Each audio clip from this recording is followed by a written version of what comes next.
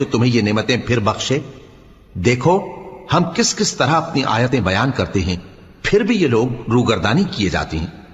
کہو کہ بھلا بتاؤ تو اگر تم پر اللہ کا عذاب بے خبری میں یا خبر آنے کے بعد آئے تو کیا ظالم لوگوں کے سوا کوئی اور بھی ہلاک ہوگا؟ اور ہم جو پیغمبروں کو بھیجتے رہے ہیں تو خوشخبری سنانے اور ڈرانے کو، پھر جو شخص ایمان لائے اور نیکوکار ہو جائے تو ایسے لوگوں کو نہ کچھ خوف ہوگا اور نہ وہ غمگین ہوں گے۔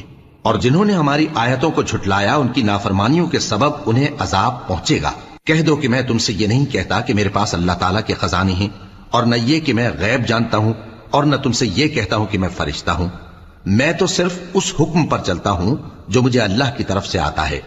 کہہ دو کہ بھلا اندھا اور آنکھ والا برابر ہوتے ہیں؟